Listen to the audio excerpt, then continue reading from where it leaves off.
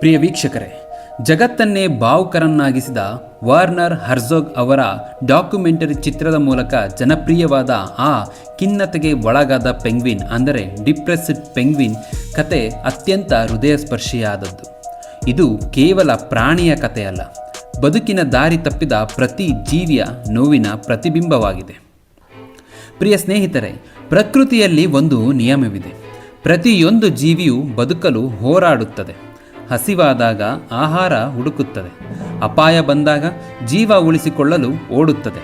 ಆದರೆ ಮೈ ನಡುಗಿಸುವ ಅಂಟಾರ್ಟಿಕಾದ ಆ ಬಿಳಿ ಮಂಜಿನ ನಡುವೆ ಒಂದು ಪೆಂಗ್ವಿನ್ ಇತ್ತು.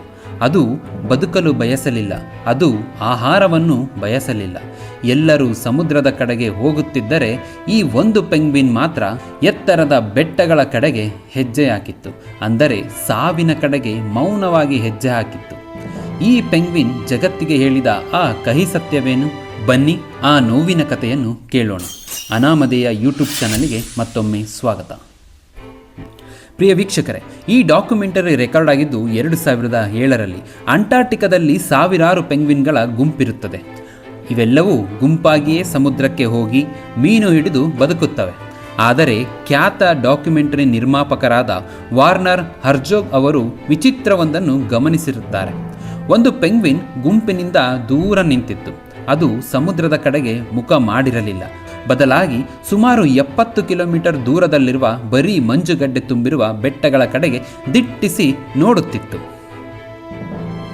ಗುಂಪು ಗುಂಪಾಗಿಯೇ ವಾಸಿಸುವ ಈ ಪೆಂಗ್ವಿನ್ಗಳು ಗುಂಪಾಗಿಯೇ ಸಮುದ್ರದ ಕಡೆ ಹೋಗುತ್ತಿರುವಾಗ ಈ ಒಂದು ಪೆಂಗ್ವಿನ್ ಮಾತ್ರ ಬೆಟ್ಟದ ಕಡೆ ತಿರುಗಿ ನೋಡಿ ಮೌನವಾಗಿ ಹೆಜ್ಜೆ ಹಾಕಲು ಶುರು ಮಾಡಿತ್ತು.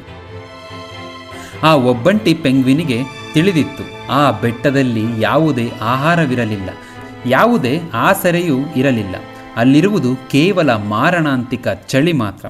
ವಿಜ್ಞಾನಿಗಳು ಅದರ ದಾರಿಯನ್ನು ಬದಲಿಸಲು ಗುಂಪಿಗೆ ಸೇರಿಸಲು ಪ್ರಯತ್ನಿಸಿದರು.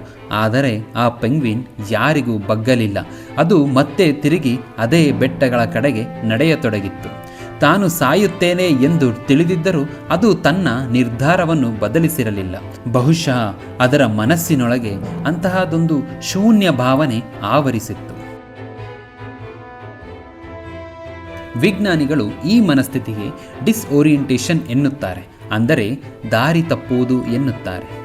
ಆದರೆ ಇದನ್ನು ನೋಡಿದ ಯಾರಿಗಾದರೂ ಅನಿಸುವುದು ಒಂದೇ: ಆ ಪೆಂಗ್ವಿನ್ ಡಿಪ್ರೆಷನ್ಗೆ ಒಳಗಾಗಿತ್ತು. ಮಾನವರಲ್ಲೂ ಸಹ ಕಂಡುಬರುವ ಅತೀವ ನಿರಾಸೆ ಆ ಮೂಕ ಪ್ರಾಣಿಯನ್ನು ಆವರಿಸಿತ್ತು. ಅದು ತನ್ನ ಬದುಕಿನ ಅರ್ಥವನ್ನೇ ಕಳೆದುಕೊಂಡಿತ್ತು.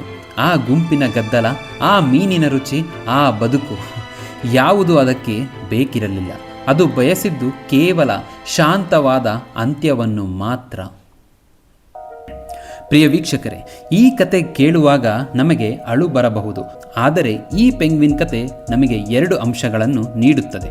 ಒಂದು, ನಿಮಗೆ ಇಷ್ಟ ಬಂದಿರುವ ದಾರಿಯಲ್ಲಿ ನೀವು ಯಾರ ಬಗ್ಗೆ ಯೋಚಿಸದೆ ಮುನ್ನಡೆಯಿರಿ ಎಂಬುದು ಒಂದು ಕಥೆಯಾದರೆ, ಮತ್ತೊಂದು, ಅರ್ಥವಿಲ್ಲದ, ಅವಶ್ಯಕತೆ ಇಲ್ಲದ ಮತ್ತು ಪ್ರೀತಿ ಇಲ್ಲದ ಈ ಗುಂಪಿನ ಮಧ್ಯೆ ಇದ್ದು ನಾನು ಮಾಡುವುದಾದರೂ ಏನು ಮತ್ತು ಬದುಕುವುದಾದರೂ ಏಕೆ ಎಂಬ ಭಾವನೆ ಆ ಪೆಂಗ್ವಿನ್ನಲ್ಲಿಯೂ ಕಾಡಿರಬಹುದು. ಇದಕ್ಕೆ ಉತ್ತರ ಯಾರಿಗೂ ತಿಳಿದಿಲ್ಲ. ಆದರೆ ನೀವು ಒಮ್ಮೆ ಯೋಚಿಸಿ ನೋಡಿ, ನಮ್ಮ ಸುತ್ತಮುತ್ತಲೂ ಇಂತಹ ಎಷ್ಟೋ ಪೆಂಗ್ವಿನ್ಗಳಿಲ್ಲವೇ? ಸಾವಿರಾರು ಜನರ ಮಧ್ಯೆ ಇದ್ದರೂ, ನಗುವಿನ ನಡುವೆ ಇದ್ದರೂ, ಒಳಗೊಳಗೆ ಶೂನ್ಯತೆ, ಡಿಪ್ರೆಷನ್ ಅನುಭವಿಸುತ್ತಾ ಬದುಕಿನ ದಾರಿ ಕಾಣದೆ ಸಾವಿನ ಬೆಟ್ಟದ ಕಡೆಗೆ ಮುಖ ಮಾಡಿ ನಿಂತಿರುವ ಎಷ್ಟೋ ಜನರು ನಮ್ಮ ಮಧ್ಯೆಯೇ ಇದ್ದಾರೆ. ಈ ಪೆಂಗ್ವಿನ್ ನಮಗೆ ಕಲಿಸುವುದು ಒಂದೇ: ಮಾನಸಿಕ ನೋವು ಕೇವಲ ಮನುಷ್ಯರಿಗೆ ಮಾತ್ರವಲ್ಲ, ಇದು ಪ್ರತಿಯೊಂದು ಜೀವಿಯನ್ನು ಕಾಡಬಲ್ಲದು ಎಂಬುದು. ಆ ಪೆಂಗ್ವಿನ್ ಆ ಬೆಟ್ಟಗಳ ನಡುವೆ ಎಲ್ಲಿ ಕಳೆದು ಹೋಯಿತು ಎಂಬುದು ಯಾರಿಗೂ ತಿಳಿದಿಲ್ಲ. ಅದು ಮತ್ತೆ ಮರಳಿ ಬರಲೇ ಇಲ್ಲ. ಸ್ನೇಹಿತರೆ, ನಿಮ್ಮ ಸುತ್ತಮುತ್ತ ಯಾರಾದರೂ ಹೀಗೆ ಒಬ್ಬಂಟಿಯಾಗಿ ಮೌನಕ್ಕೆ ಶರಣಾಗಿದ್ದರೆ ಅವರ ಹತ್ತಿರ ಹೋಗಿ ಮಾತನಾಡಿಸಿ. ಅವರು ಬದುಕಿನ ದಾರಿ ತಪ್ಪದಂತೆ ಅಪ್ಪಿಕೊಳ್ಳಿ. ಏಕೆಂದರೆ ಪ್ರತಿಯೊಬ್ಬರಿಗೂ ಬದುಕಲು ಒಂದು ಪುಟ್ಟ ಆಸರೆ ಬೇಕೇ ಬೇಕು. ಈ ವಿಡಿಯೋ ನಿಮ್ಮ ಮನಸ್ಸನ್ನು ಮುಟ್ಟಿದ್ದರೆ ಇದನ್ನು ಬೇರೆಯವರಿಗೂ ಶೇರ್ ಮಾಡಿ. ಮಾನಸಿಕ ಆರೋಗ್ಯದ ಬಗ್ಗೆ ಅರಿವು ಮೂಡಿಸೋಣ. ಇದೇ ಥರದ ಇಂಟ್ರೆಸ್ಟಿಂಗ್ ಫ್ಯಾಕ್ಟ್ಸ್ಗಳಿಗಾಗಿ ಅನಾಮಧೇಯ ಯೂಟ್ಯೂಬ್ ಚಾನಲನ್ನು ಸಬ್ಸ್ಕ್ರೈಬ್ ಮಾಡಿ ಅಂತ ಕೇಳುತ್ತಾ ನಿಮ್ಮ ಪ್ರೀತಿಯ ಅನಾಮಧೇಯ ಹೋಗಿ ಬರುತ್ತಾನೆ. ಧನ್ಯವಾದಗಳು.